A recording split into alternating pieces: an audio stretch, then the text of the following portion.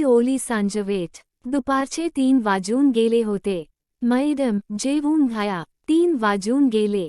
ताट वाढायला घेऊ. दारात उभी राहून शारदेची मुलगी कांता तिला विचारत होती. नको गम राहू दे. तसही वेट टठूनच गेलीये. बर तू जेवलीस का? उपाशी असलीस तर जा तू जेवून घे बाट. माझ्या हा कामाचा रगाडा कधी संपायचा नाही. तू माझ्यासाठी थांबत जाऊ नकोस. ती हातातला कागद बाजूला ठेवत म्हणाली. हो माहितीये ते मला आणि मी जेवले मगाशीच. हे नेहमीच झाल्यम तुमचम. वेट टठून गेली म्हणता आणि उपाशी राहता. आज मी तुमचम काहीही ऐकून घपायची नाही. आणतेच कशी मी ताट वाढून. असं म्हणत कांता दुडुदुडू पायऱ्या उतरली सुद्धा. ती काही ऐकायची नाही. स्वतःशीच पुटपुटा ती खुर्चीतून उठली आणि तिने खिकीचा पडदा सरकावला. समोरच्या अथांग सागर पाहून आज नेहमीप्रमाणे प्रसन्न वाटण्याऐवजी तिला भरून आलं. किती वाढला पोटात ठेवतो हा तरीही लाटांच्या सान्निध्यात सुखाची गाज देतो. सहज मनात विचार डोकावून गेला. भूतकाळातलं वादळ पुन्हा तिच्या आयुष्यात घोंघावत होतं. ती त्याच विचारात गुंतली होती. मैडम घ्या जेवून घ्या. कांताच्या आवाजाने तिची विचारांची तंद्री भगली. कांताचा मान ठेवण्यासाठी तिने ताट हातात घेतलं. पहिला घास तोंडातून पोटात पोहोचला असेल नसेल तोच कांता दारातून येताना दिसली. तिच्या हातात बॉक्स होतं आणि त्यावर असलेल्या मोगऱ्याच्या सुगंधाने पूर्ण खोली क्षणात भरली. पण तिच्या हातातल्या टपोऱ्या गुलाबाने तिचं लक्ष वेधून घेतलं. मैडम आताचे पार्सल आलन्या. टेबलवर ठेवते या नंतर पाहून घ्या. असं म्हणून ती खाली गेली. तिने कसेबसे 2 घास पोटात घातले. पटकन ताट खाली ठेवून आली आणि पार्सल फोडलं. त्यात एक साडीचं बॉक्स होतं. तिने बॉक्स उघडलं. त्यात मऊशार मोरपिशी रंगाची पैठणी होती आणि त्यावर होतं एक पत्र. तिने बॉक्स मांडीवर ठेवून पत्र उघडलं. प्रिय वसू आवडली ना? मला माहितीये तुला आजही किरमिजी रंग आवडतो. पण ही माझी आवड. 25 वर्षापूर्वी याच रंगाने मला भूल पाडली होती. असो जास्त काही इथे लिहित नाही.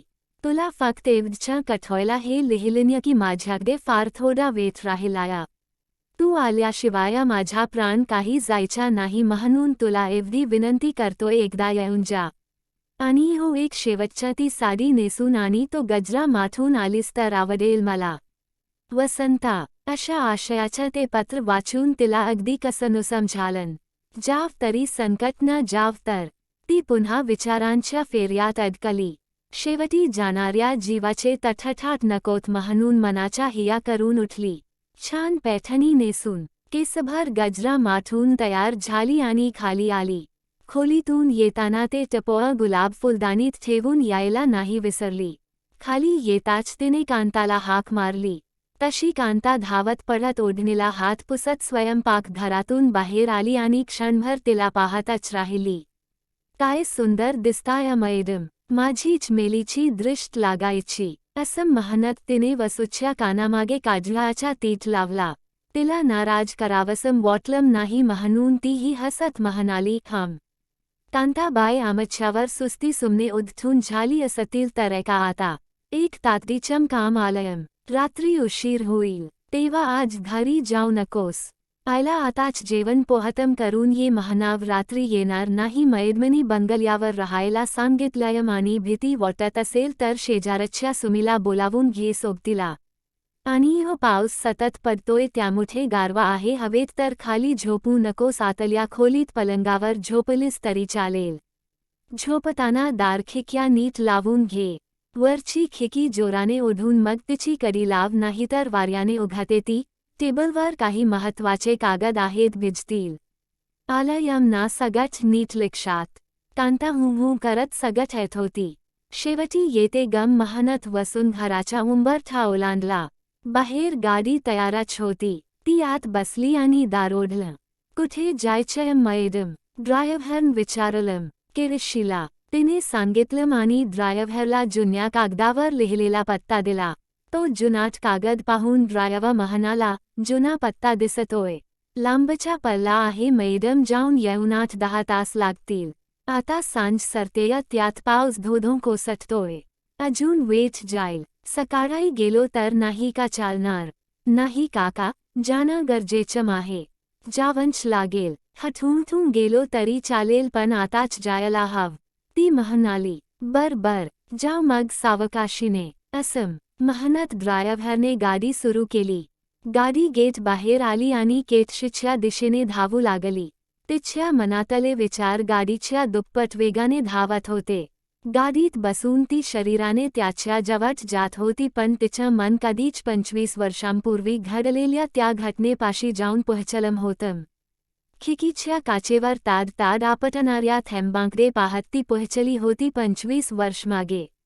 पूर्वाश्रमीची वसुधा मुजुमदार आज देशमुखांची सून म्हणून त्या संध्याकाळी केटशीच्या देशमुख वाड्यात गृहप्रवेश करत होती. सारा गाव नव्या सूनबाईंना पाहायला ओसरीवर जमला होता. जानेराच्या गुलाबी थंडीत आभाळ भरून आलं होतं आणि बरोबर 3 मापट लवंडून आत पाऊल टाकलं न टाकलं तोच पाऊस शिवरायला सुरुवात झाली आणि गर्दीतून कोणीतरी म्हणालं, चांगल्या पैगुणाची आहे सूनबाई. घरात भरभरून सुख येईल. ते ऐकून तिला समाधान वाटलं. नवी स्वप्नराशी बाळगून तिने या घरात प्रवेश केला होता. श्रीधर तिचा नवरा. मुंबईला होता. चांगली नोकरी होती. गावाकडे घर, शेती. घरची माणसं सगळी मायाचं. सगळं अगदी मनासारखं होतं म्हणून वसुधेच्या बाबांनी लग्न ठरवलं आणि 1-2 महिन्यात झालं सुद्धा. वसुधा सुद्धा सुंदर होती दिसायला.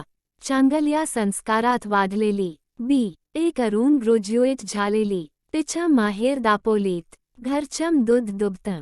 झाडमाड. थोडक्यात हिरवाईच्या कुशीत वाढलेली. लग्नाचे सगळे विधी आटोपले. आठवडा सरला आणि 7व्या दिवशी श्रीधर जायला निघाला.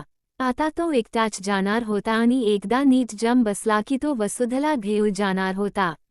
आदल्या रात्री तिची समजूत घातली होती त्याने.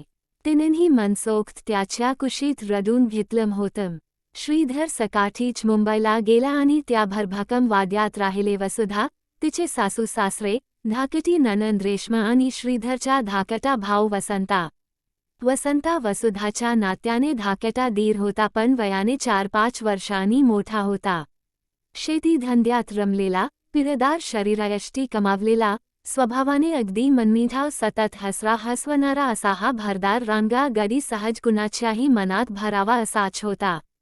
श्रीधर गेल्यापासून वसूने स्वतःला सासू सासऱ्यांच्या सेवेत वाहून घेतलं. नणंद वहिनीचं सूत देखील चांगलचं जुट होतं. पण अवघा 7 दिवसात नवलाई संपुष्टात आलेली वसू आतून पार एकटी पडली होती. दिवसभर घरात राबली तरी रात्री देहाची होणारी आग ती तगमग सहन न होऊन ती घरामागच्या विहिरीचं गार पाणी सर्वांगावरून ओतून घापायची. तो आवाज साऱ्यांनीच ऐकला होता. तिचंही एकटेपण सगळ्यांना समजत होतं म्हणून सगळेच सांभाळून घेत होते. जेवताना वसंता हसवायचा प्रयत्न करायचा पण ती नुसती वरवर हसायची पण तिची म्हणावी तशी कढाई खुलत नव्हती. महिने सरत होते. मध्यंतरी ती माहेरी जाऊन आली. हा म्हणता 6 महिने सरले. जून उजाडला. वरून राजाच्या दमदार आगमन लावणीच्या कामाला जोर आला होता. त्या दिवशी देखील असाच पाऊस सकाळपासून धो कोसळत होता. वसंता चहा न्याहारी आटपून लवकर शेतावर गेला. सासूबाईच्या बहिणीच्या नातवाचं बारसं होतं त्या सकाळीच रेश्माला घेऊन शेजारच्या गावात गेल्या होत्या. रात्री येणार नाही असं सांगून गेलेल्या. सासरे गेला महिनाभर काही कामानिमित्त त्यांच्या मित्राकडे गेले होते. सकाळपासून वसू घरी एकटीच होती. दुपारचा स्वयंपाक झाला होता. आताच शेजारच्या काकी येऊन गेल्या होत्या. त्यांनी भरली वांगी दिली होती. वसंताला भारी आवडायची. भरल्या वांग्याचा वाडगा स्वयंपाक घरात ठेवून वसू बाहेर येणार तोच मागल्या दारातून वसंताची हाक आली, वसू, जेवायला वाढगम लवकर. पटकन परत शेतात जायचं. वसंता तिच्यापेक्षा मोठा म्हणून तो तिला नावाने हाक मारीत असे. होय भाऊजी, जेवण तयार आहे. हात पाय धुवून या, मी लगेच ताट वाढते. तिने प्रतिसाद दिला आणि ताट वाढायला घेतलं. तो पाटावर येऊन बसला. तिने ताट त्याच्या पुढे ठेवलं आणि बाजूला उभी राहिली. तो घासागणिक तिचं कौतुक करत होता. तशी तिच्या हाताला चांगली चव होती. तीही हसून त्याला प्रतिसाद देत होती. भरली वांगी तर त्याने खूपच आवडीने खाल्ली. त्याचे जेवण पटकन आटोपलं. तो पानावरून उठला. हातावर पाणी टाकून बाहेर ओसरीवा आला.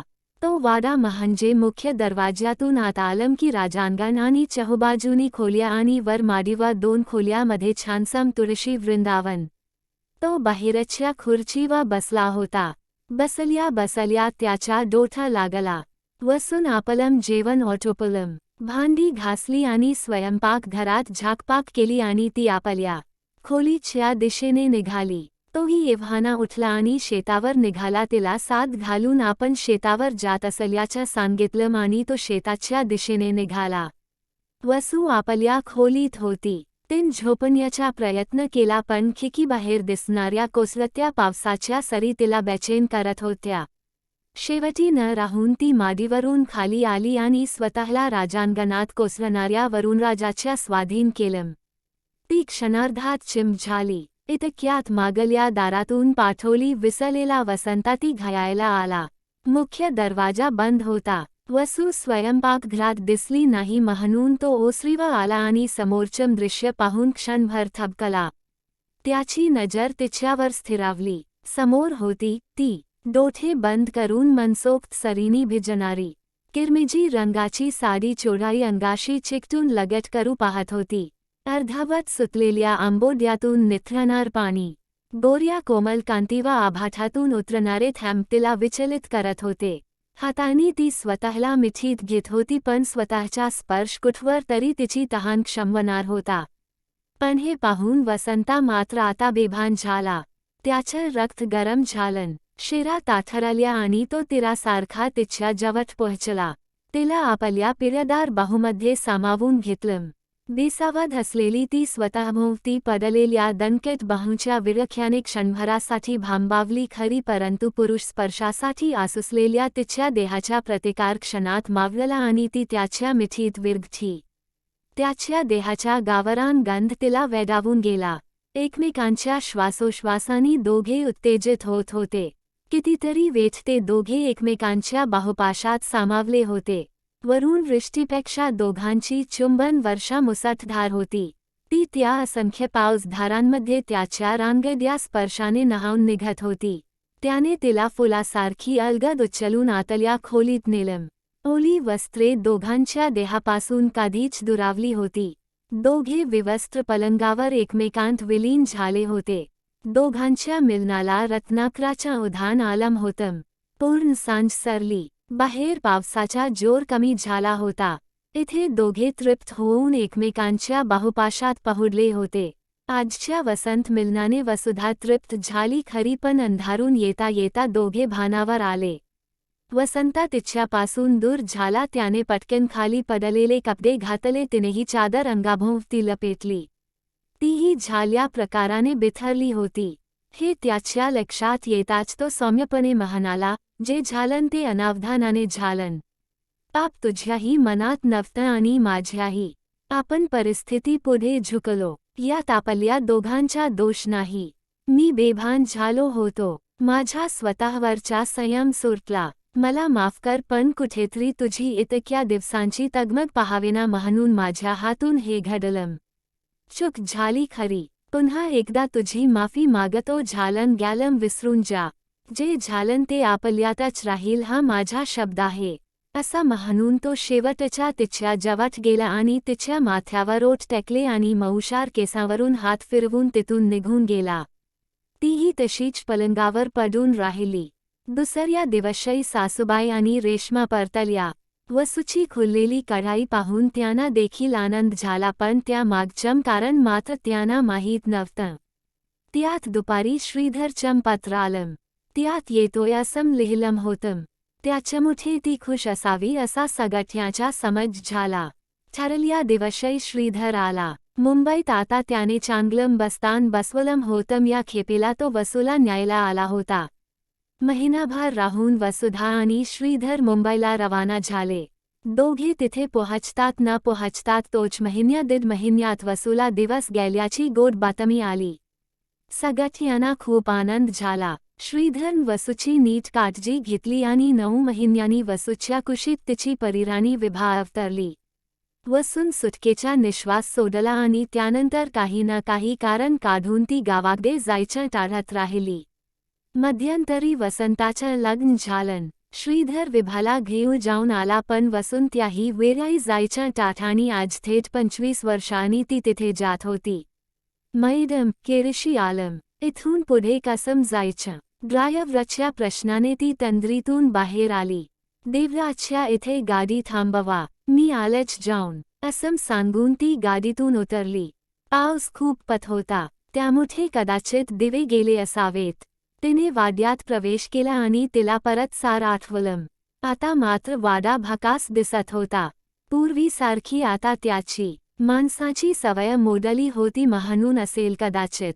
तिने विचारलं, कोणी आहे का? तिच्या आवाजाने एक बाई बाहेर आल्या. साधारण तिच्याच वयाच्या 1-2 वर्षांचा फरक असेल फार फार. ती वसंताची बायको असावी असा तिने अंदाज बांधला. वसंता आहे का? तिने त्या बाईला विचारलं. हो आहेत ना, आत झोपलेत. या मी दाखवते तुम्हाला त्यांची खोली. माझ्या मागून सावकाश या. धपडाल, हे दिवे पण आताच जायला हवे होते. असं म्हणत ती पुढे गेली. मी इथेच तर धडपडले होते. वसू पुटपुटली. काही म्हणालात?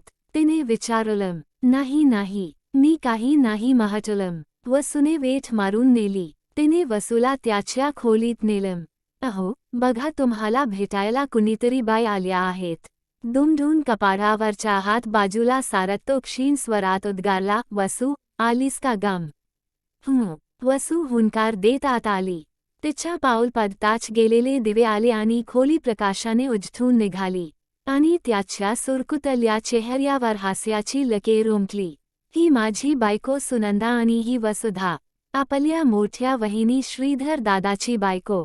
त्याने धावती ओळख करून दिली. दोघींनी एकमेकीकडे पाहत स्मितहास्य करत ओळख स्वीकारली. सुनंदे, तू बाहेर जा.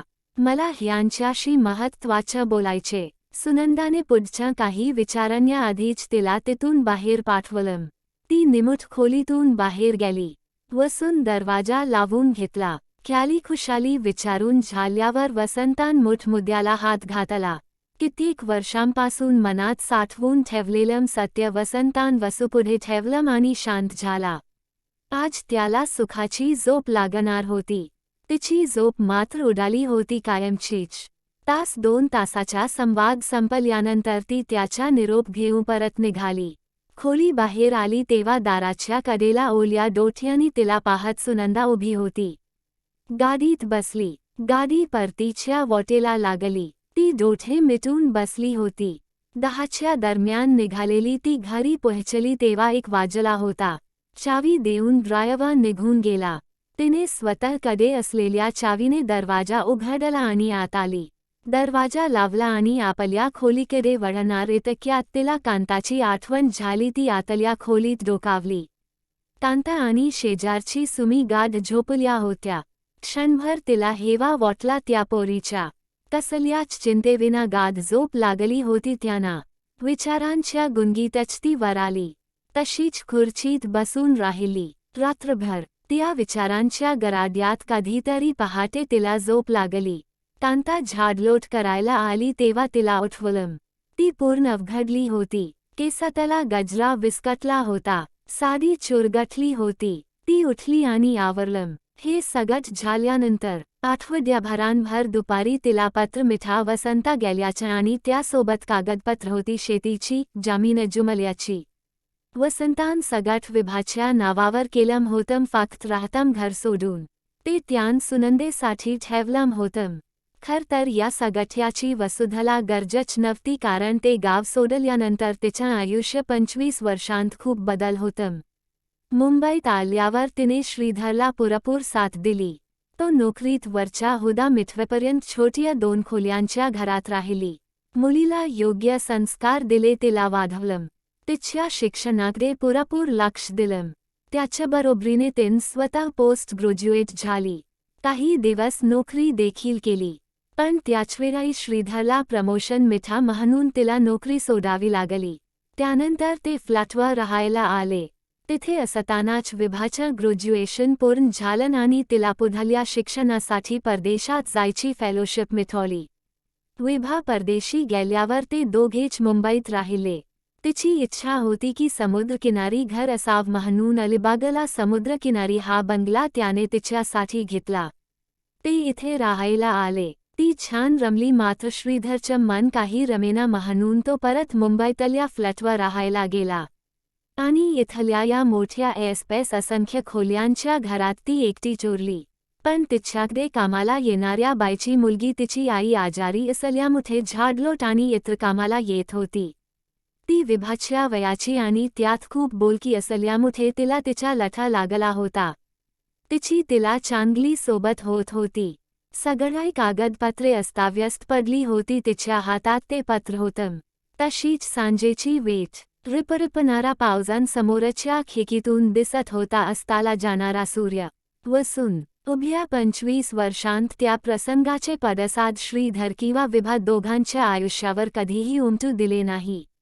तिने एक कर्तव्यदक्ष पत्नी, आई या दोन्ही भूमिका योग्य रीतीने पार पाडल्या. पण तिच्या मनात खोलवर त्या अपराधाबद्दलचं शल्य आजही भडभडत होतं. तरीही पती आणि मुलीचं सुख पाहून ती समाधानी होती. मात्र त्या दिवशी वसंता आणि तिची भेट त्यावेळी त्याने सांगितलेली ती गोष्ट, त्यामुळे तिचं विश्व पुन्हा धावतून निघालं होत.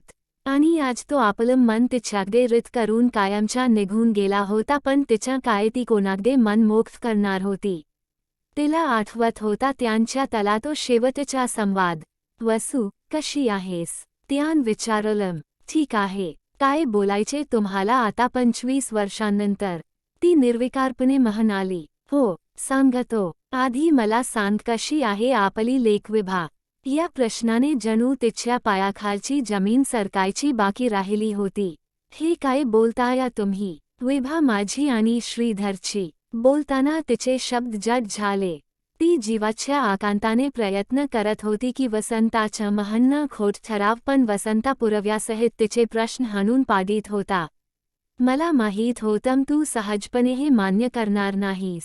पण हे त्याचं आणखीन एक प्रमाण. हे बघ माझ्या दंडावरची ही खूण. विभाच्या दंडावर जशास तशी उमटली आहे. लहानपणी माझ्या लग्नाला आली होती तेव्हा खेटता खेटता मला ती दिसली होती. तू आई आहेस तिची. तुला तर जन्म झाल्या दिसली असेल ना? असं म्हणत त्याने दंड दाखवला. त्याचं खरं होतं तीच खूण विभाच्या दंडावर होती. पण गरजेचं नाही की जन्मखूण फक्त वडिलांचीच असावी. एका खुणीने हे सिद्ध नाही होतं की ती पुन्हा कटठून बोलली. ठीक, जरा बुद्धीला ताण देऊन विचार करून सांग विभा अपुऱ्या दिवसांची जन्मली होती का? नाही, ती पूर्ण 9 महिन्यांनी जन्मली होती.